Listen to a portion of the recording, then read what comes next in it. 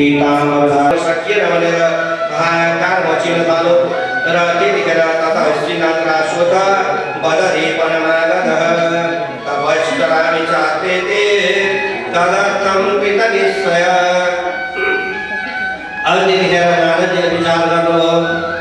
अब जानु पर्यो बदरीका आश्रममा जानु पर्यो अनि त्यहाँ गएर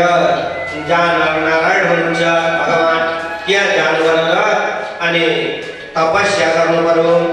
अब अर्थात् मेरो कुनै पनि उपाय भएन भन्ने सम्झेर बदरीका वनतिर बदरीका आश्रमतिर लाग्नु भएको थियो।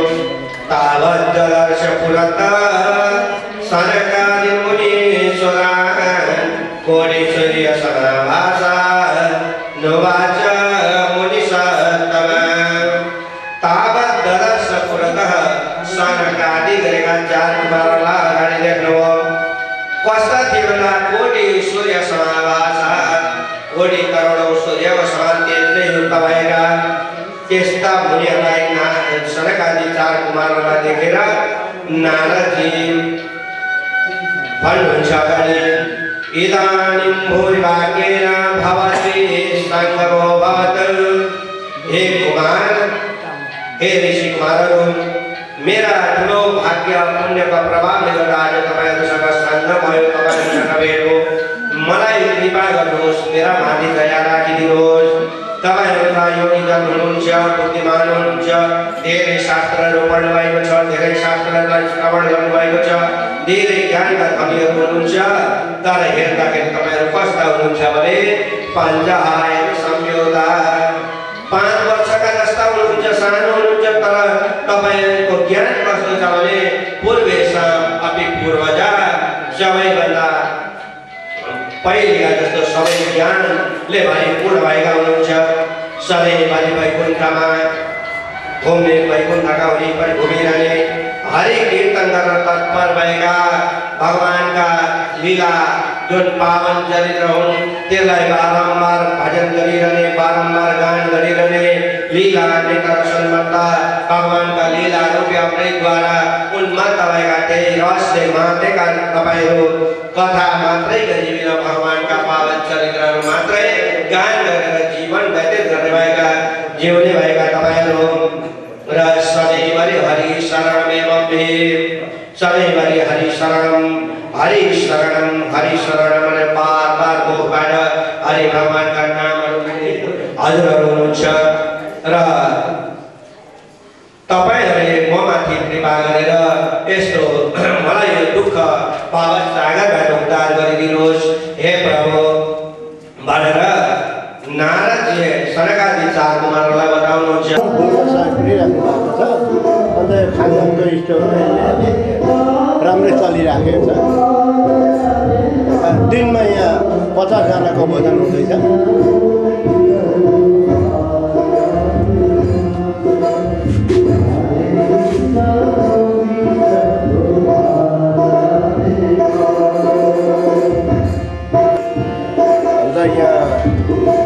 अहिलेसम्म चाहिँ राम्रै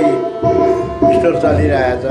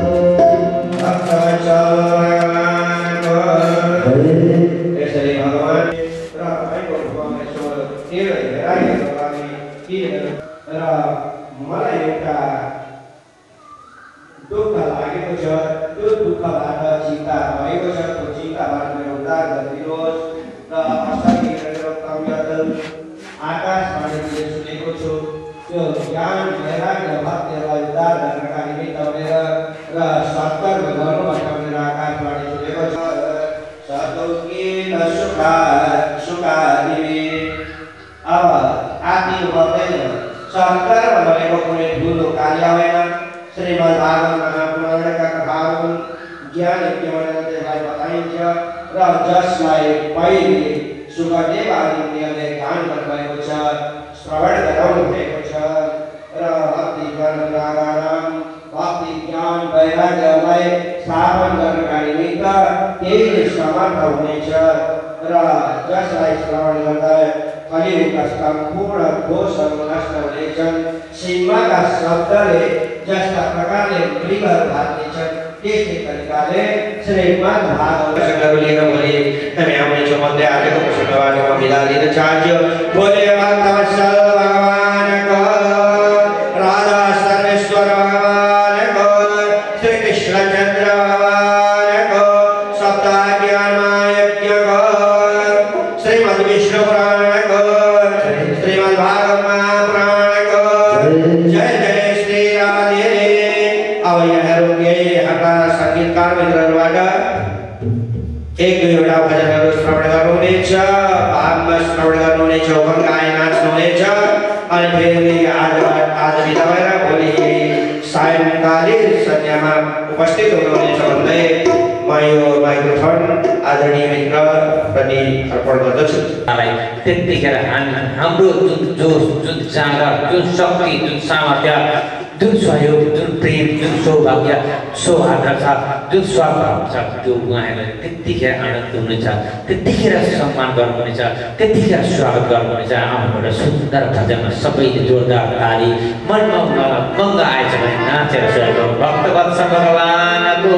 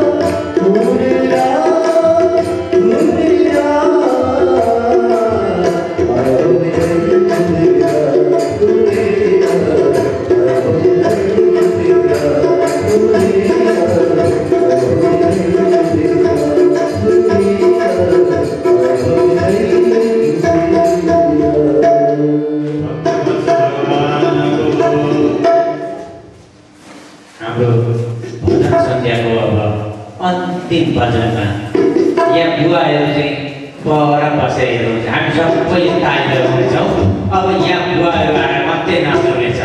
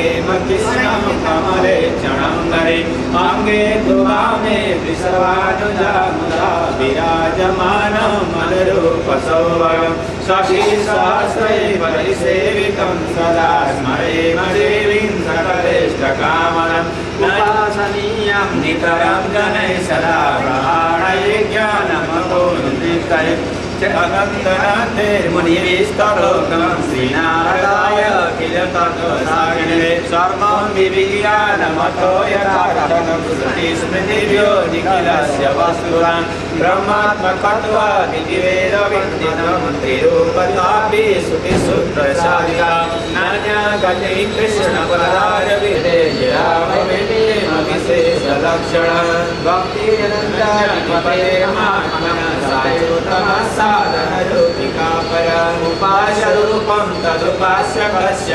पावलं भक्तिरतसतः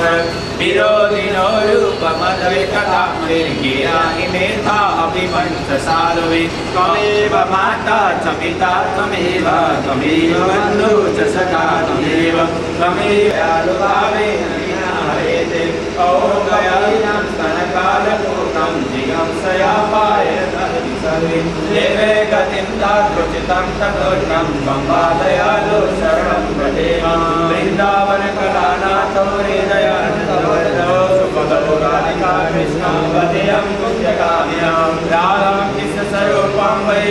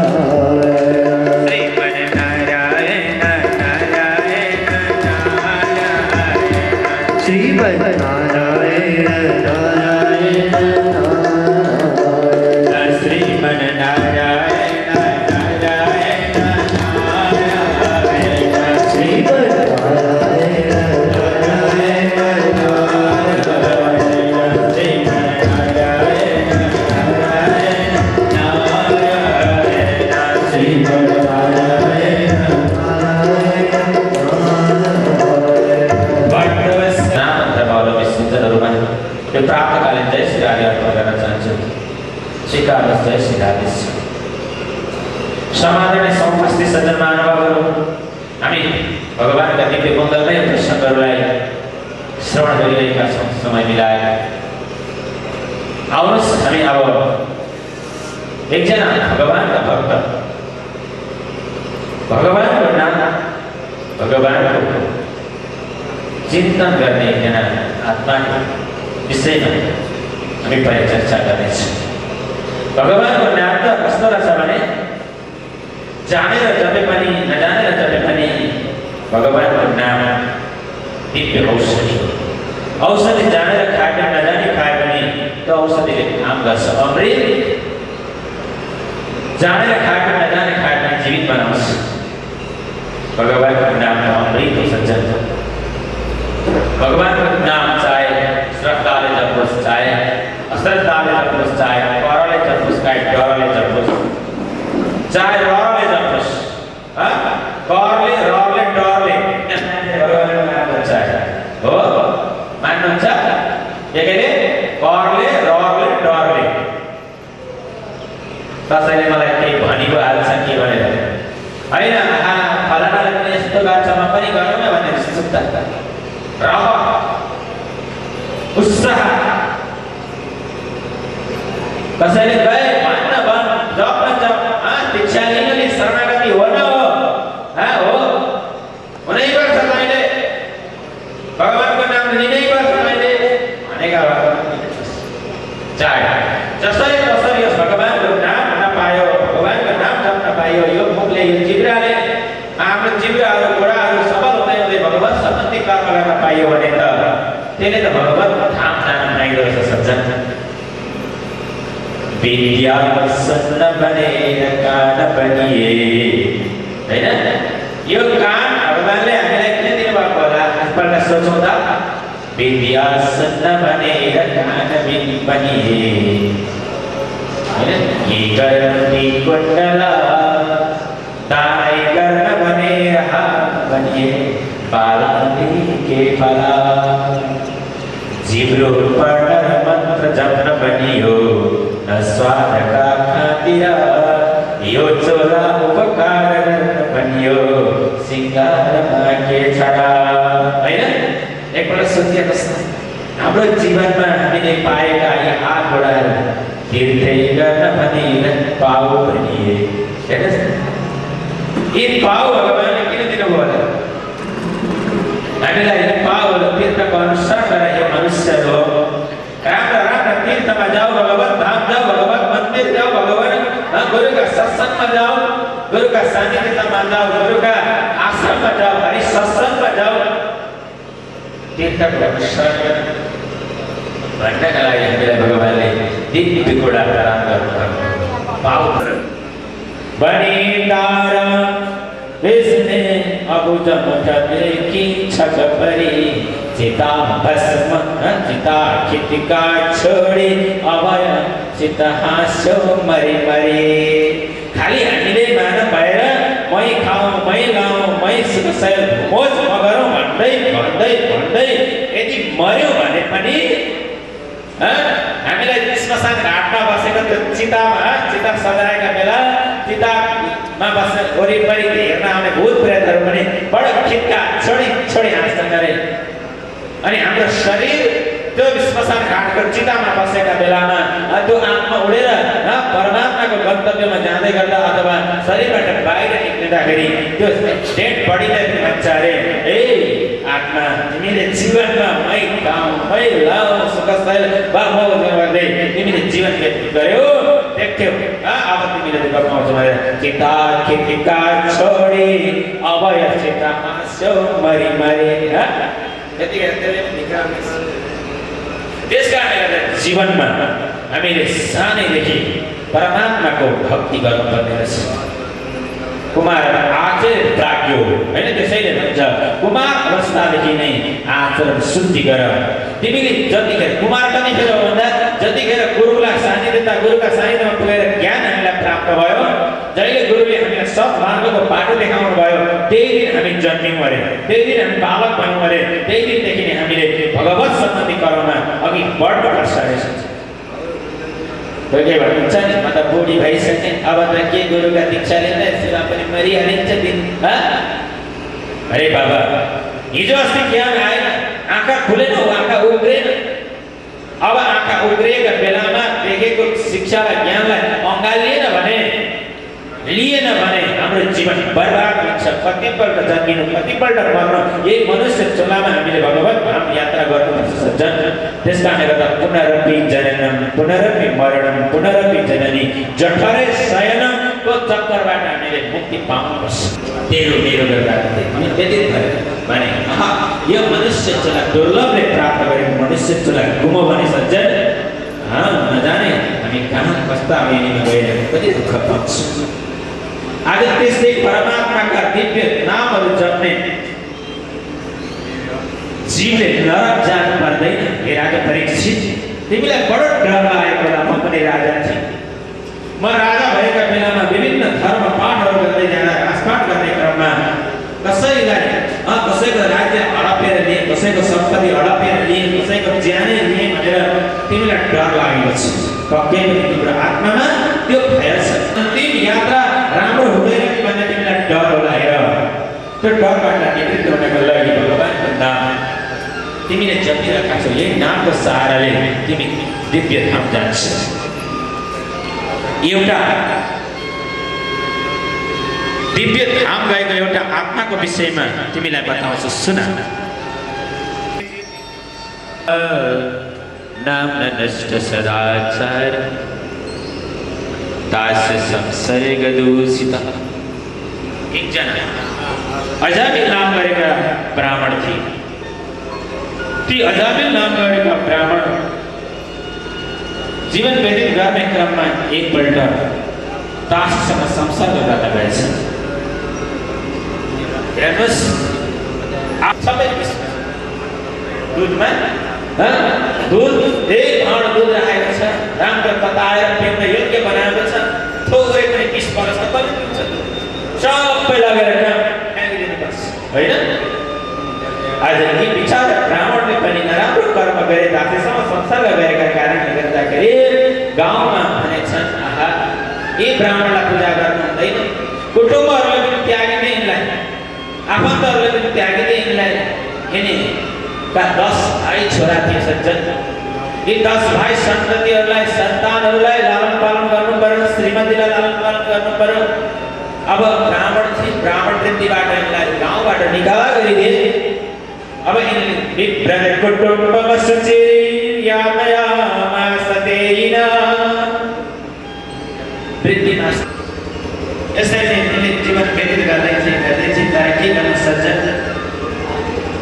एक दिनको काल अवश्य आउँछ मृत्यु जन्मिसके पछाडि मृत्यु ध्रुव निश्चित सत्य छ जातस्य ध्रुवम मृत्यु होइन एक दिन हामी जन्मेका हौँ एक दिन मर्छौँ भन्ने कुरा हामी सबैलाई थाहा छ हामी संसारिक मनुष्यहरूले एक दिन यो संसार छोडेर जानै पर्छ जन्म भनेर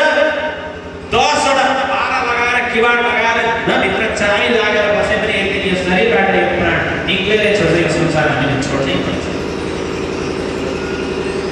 आज काल नजिकै आयो तपाईँ एक दिन दुई दिन तिन दिन उठा बसा गर्नुहोस् तपाईँको विचारमा पनि नराम्रो भावना आउँछ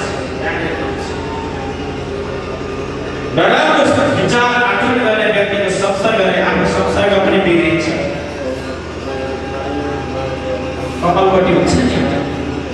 त्यो कपालपट्टि बाहिर जान्छ बाहिर गएर एउटा सानो लार्वालाई लिएर आउँछ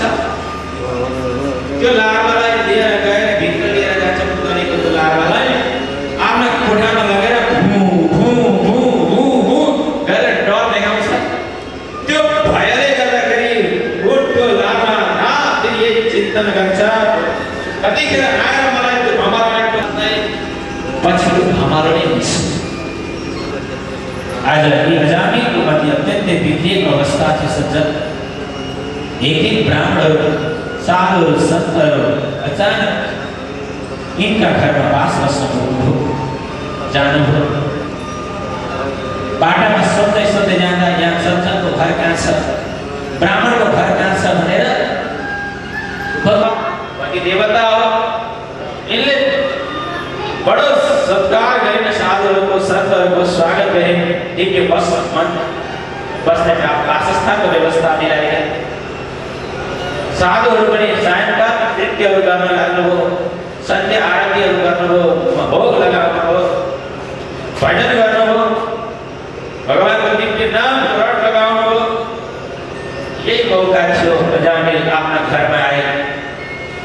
अजामिलको हालत अत्यन्तै बिग्रिएको सज्जन यी को आफ्नो र अर्काको नचिन्ने भएर आएका थिए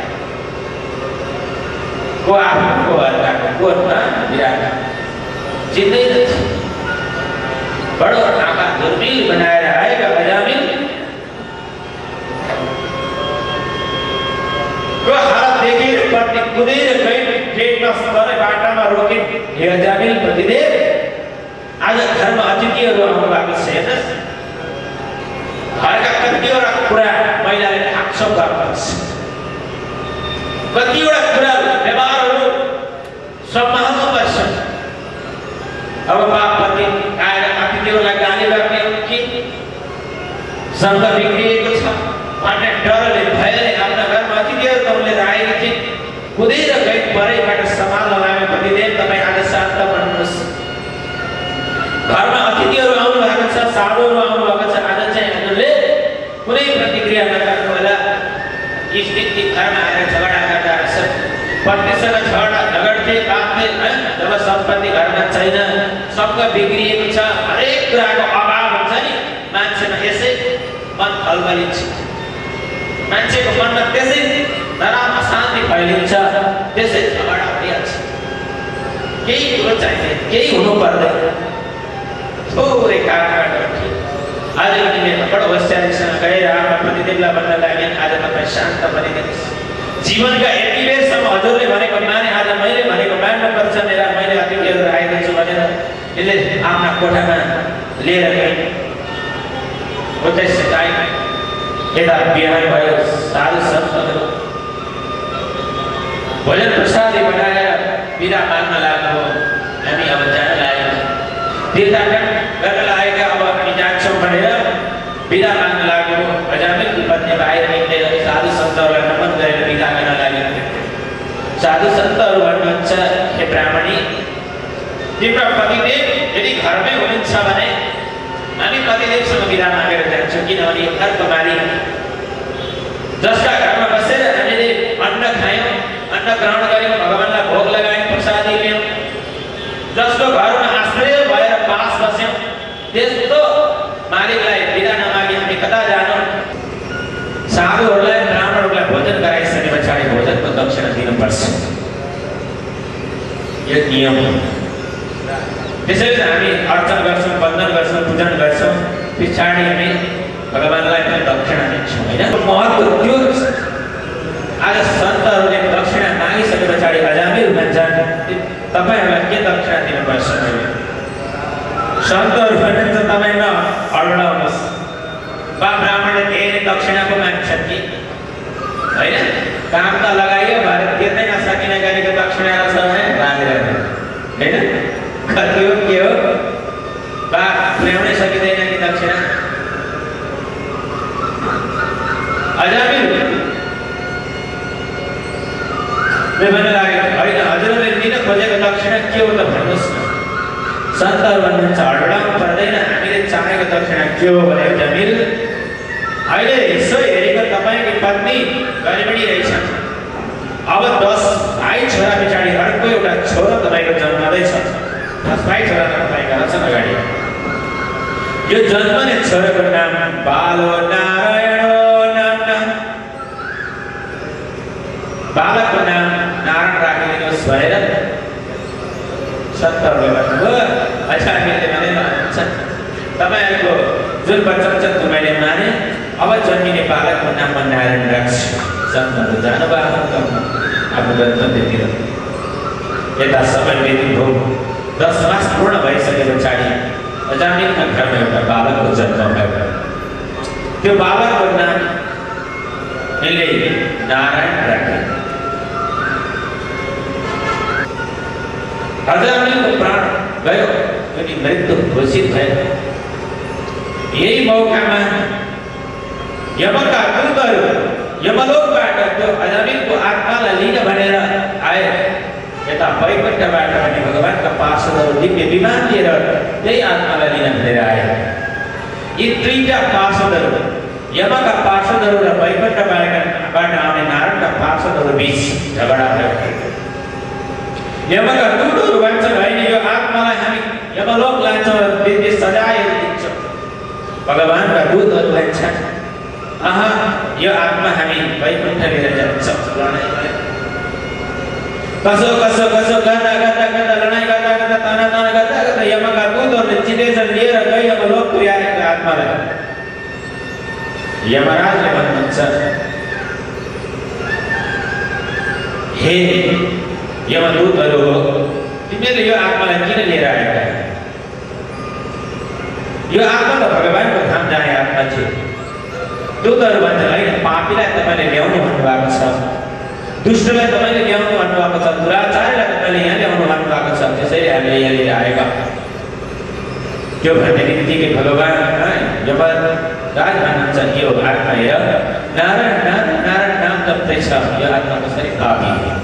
यो आत्मा त वैकुण्ठ जाने आत्मा हो तिमीहरूले यो आत्मालाई लगेर जहाँ थियो त्यही लगेर राखेर यमका दूतहरूले लिएर गए र त्यो आत्मा थिए वैकुण्ठबाट आएका दिव्य पार्षदहरूले वैकुण्ठ लिएर गइसक्छन् त्यस कारणले गर्दा त्यो आत्मा अजामिलको आत्मा वैकुण्ठ गएर मुक्ति प्राप्त गरे भगवानको नाम झुक्किएर जप्दाखेरि पनि भगवानको नाम कल्याण गर्दछ अझै श्रद्धाले जप्यो भने त दिव्यता प्राप्त गराउँछ दिव्य हुन्छ त्यो आत्मा अजामिल जस्तो दुष्टलाई पनि अन्तिम बेलामा जपेको भगवानको नामले वैकुण्ठ प्राप्त हो गोलोक प्राप्त हो भने हामीले त श्रद्धासँग भक्तिसँग निष्ठासँग भगवानको नाम जप्यौँ भने पक्कै पनि सज्जन हामीले वैकुण्ठ आदि लोकहरू प्राप्त गर्छौँ आउनुहोस् एकपल्ट हामीले त्यो दिव्य नामको यात्रा गरौँ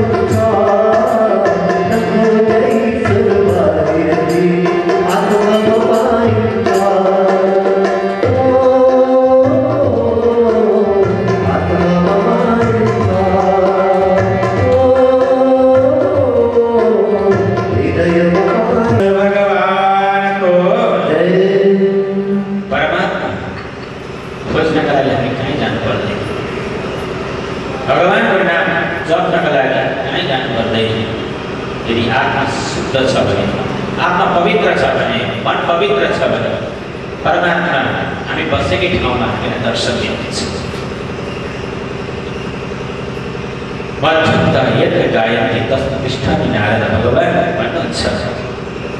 मलाई खोज्न तिमीले मन्दिरमा आउनु पर्दैन मलाई खोज्नको लागि तिमीले तीर्थमा आउनु पर्दैन मलाई